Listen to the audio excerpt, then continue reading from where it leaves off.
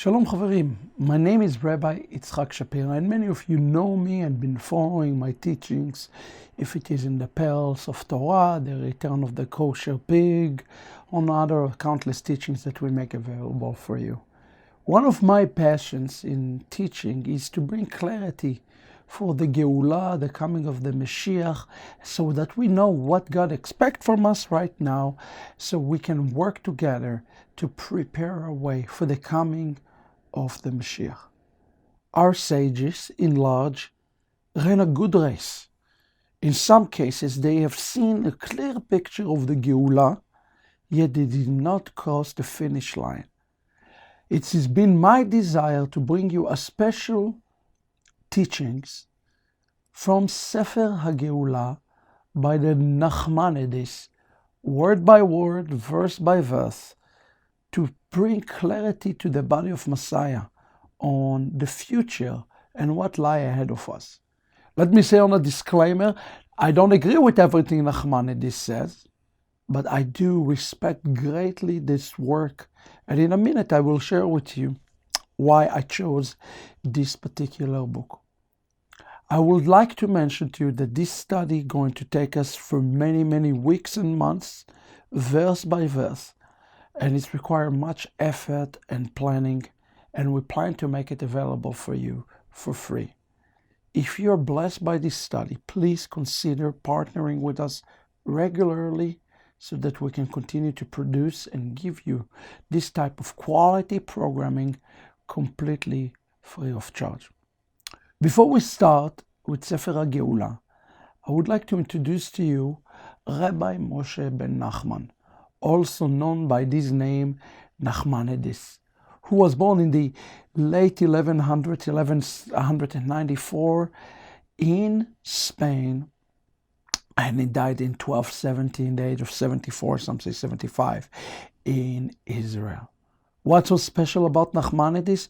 He was one of our greatest Middle Ages time rabbi, a commentator with halachic power to be a paskan, one who have authority, a legal authority to make religious ruling. He was a doctor. He wrote poetry. He have been expanding in so many fields. Nachmanides was born in the region of Catalonia in northeast Spain today.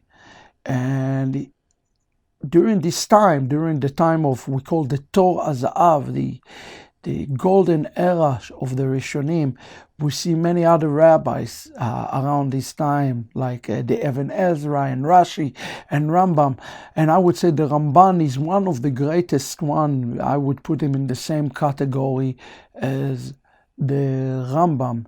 His book affect Jewish thinking, Jewish world up to today. And some wrote to him, his disciple, the Rashba wrote about him. He says, "Lo haya gadol mimenu bechokma, beminyan ubirat hachet." There was none greater than him in wisdom and in fear of sinning. Ramban affected in many other areas. His singing, his raising disciples, his method of interpreting the text, this new revolutionary method, all have an effect even on us today, and effect on me and my teaching, which ultimately affect those of you who watch my programming. The area that he operated in Spain was between the Spanish part of Spain and the Muslim side of Spain. And you can tell in his writing that in many times he reflects a lot of some of the things that he dealt with the Muslim world and the Christian world, where persecution was clearly on the rise during his time. He was able to manage to combine the Sephardic and the Ashkenazic method of interpreting the text into his own unique blend that I will discuss with you in a moment. In his youth, the Ramban, as I would call him, the Ramban, throughout the course, wrote already a commentary to the book of Job. Later on, his greatest work is his commentary on the Torah, on the 5 books of Torah, the commentary on Shira Shirim, a commentary on Isaiah 63. He has so much work, and some says he wrote over 140 different pieces of literature. Some we have in our hands, some we don't. But his claim to fame is his work on the commentary on the Torah, okay? Because unlike Rashi, grandson, the Rashbam, who wrote, a sentence or two about a verse, Ramban is famous for being very lengthy. So in many times he wrote 2 or 3 pages, where more other commentator wrote 2 or 3 words. His uniqueness in his method of commentary has to do with first understanding of the pshat. He was a linguist. He understood the holy tongue in an excellent way. He also understood the midrash in such a deep way. And his method, similar to Rashi, is to connect the midrash to the pshat. Yet he always look where Rashi just threw the midrash at you. The Ramban was much more focused on connecting the pshat, the literal, into the midrash. The Ramban also quoted often Rashi and Even Ezra and the Rambam, but his philosophical view is very different than the Rambam, who was a rationalist in many, many ways, and in many times the Ramban got into by his face. For example, on his commentary on Genesis 18 and the 3 Malachim that visited Avraham Avinu, the Ramban attacked the Rambam ferociously, okay? Although that, I must say that the Ramban treated Rashi in great respect. With Even Ezra, the other great commentator of the same era, there was a little bit more criticality on these things. And the Rambam, unless the Ramban, did much usage of some of the Kabbalah, some of mystical Judaism. He used, and he's the first one who brought the interpretation of the full Pardes into usage as we know it, which speak about the 4 levels of understanding the text: the pshat, the literal, the remez, the clue, the drash, the midrash, and the sod, the secret. The 4 layers you found in Chazal, but it was really the Ramban who brought them together back into Jewish commentary. In addition, the Ramban continued to fight great wars against the Christians and Catholics after the King of Spain, Yaakov Arishon, forced Jewish people to convert. He partake in what's known into the Deputation of Barcelona, a very, very famous and public debate against a Jew who converted. His name was Paulus Christiani, who actually converted into Catholicism. In this debate, actually, Ramban, this debate is available in his book called Seder HaVikuach. You can read this entire debate, okay? The issue of the messiahship and the divinity of Mashiach and the Trinity are the main topics of debate, okay? There is a debate that ended up having a great success to the Ramban, that the king giving 300 coins and told him that he won. So the Ramban is very special. And in the introduction, there is one piece of literature that we're going to go through in extent. And we're going to go through this in the Hebrew, and I will paraphrase this to you in English. It will be a very special, but not an easy study. Okay, to see how our people see the Geulah and the redemption to the 4 layers of understanding the text. And he was a real pioneer.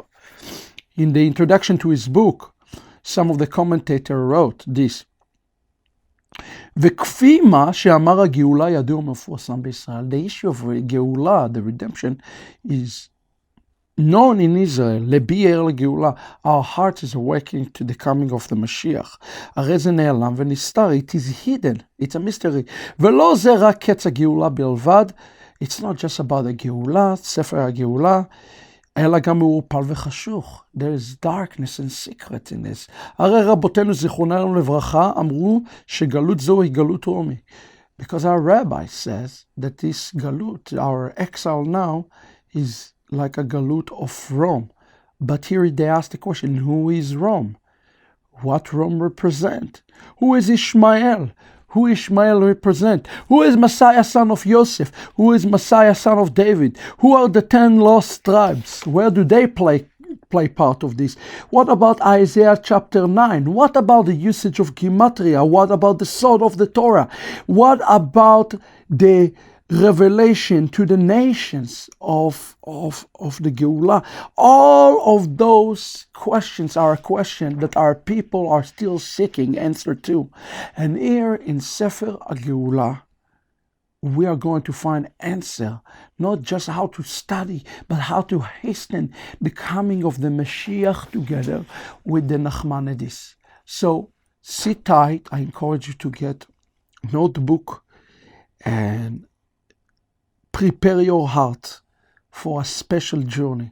Allow me to close this introduction to Nachmanides with his own words and his own prayer as he wrote this last book within this book. There are separate booklets that become Sefer Hageulah.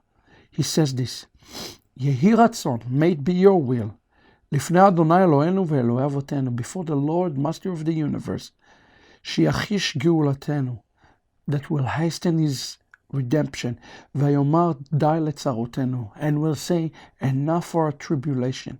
Ki hu levado Eloki hachesed v'harachamim. He alone is divine with mercy and grace. En ketz lefanei retzono velo moed leyamim.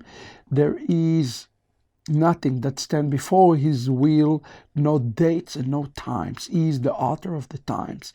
Yadrich benituv avodato, ידריכנו בנתיב עבודתו, may he guide us to do his work, ונראה אור בהיר בתורתו, may we see a clear light in his Torah, ובחסדיו הרבים נחזה מופת ואות, and his great mercy, may we experience a sign and a wonder, בהקרב קץ הפלאות, amen. May it will be a season of miracles, amen. That is my prayer to us. May this study that we put together to Sefer Hageulah will be a supernatural study to you guys as you come closer to know the God of Abraham, Isaac, and Jacob. God bless you. Tune in for the next lesson. If you're blessed by those lessons, please like us on Facebook, support this work, and pray for us because this study is an extensive study. We'll see you for the first lesson. God bless you. להתראות.